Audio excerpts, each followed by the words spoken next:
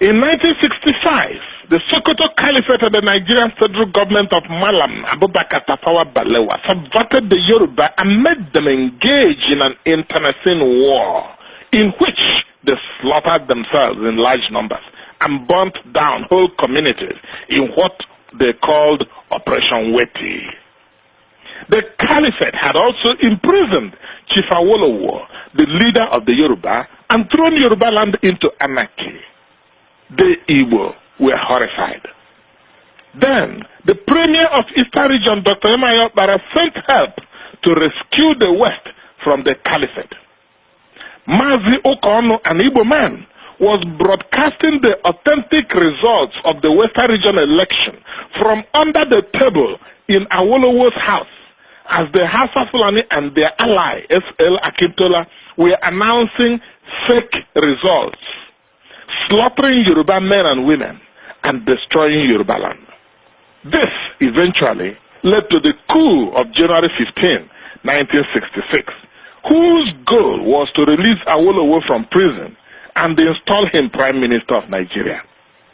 The Yoruba joined the Hausa Fulani in dubbing it an Igbo coup, though Major Adewale Ademoyiga, a full-blooded Yoruba officer, confessed that he was one of the 5 majors who planned and executed the coup, and that their goal was to release Awolowo from Calabar prison and install him as the Prime Minister of Nigeria.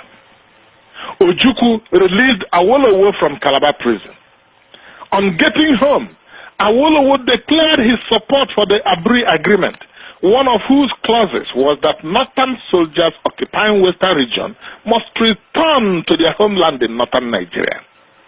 Awolowo then issued this famous statement, quote, "If the Eastern region is allowed by acts of omission or commission to secede from or opt out of Nigeria, then the Western region and Lagos must also stay out of the Federation." End quote. Northern Nigerian soldiers refused to leave Western Nigeria.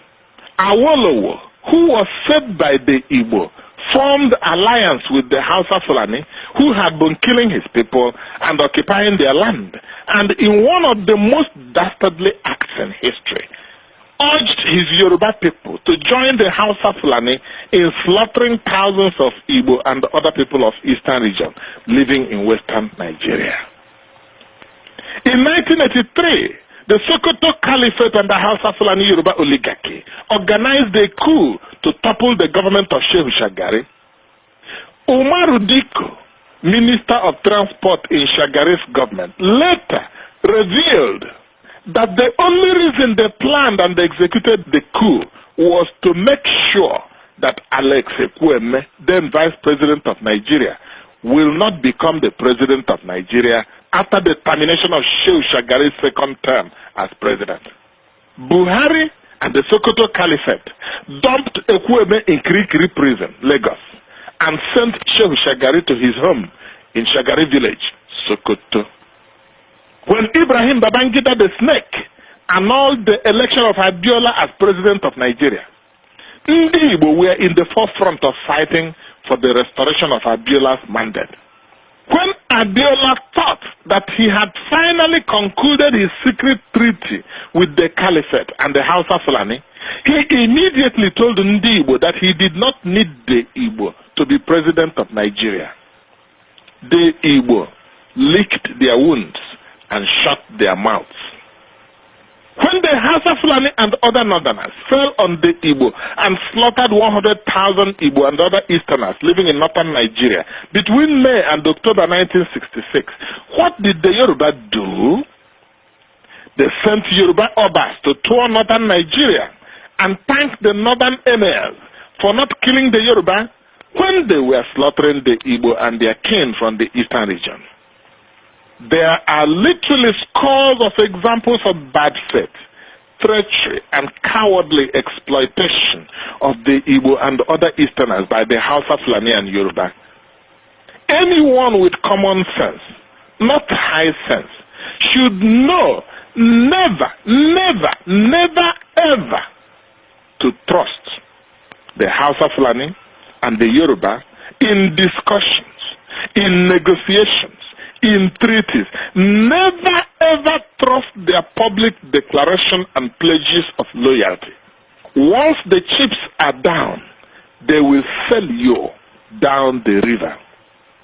The Igbo and their kin in Eastern region must realize that the only agenda of the Hausa Fulani Yoruba is to dominate you, exploit and use your resources for their benefit, and enslave all you people of Eastern region Biafra.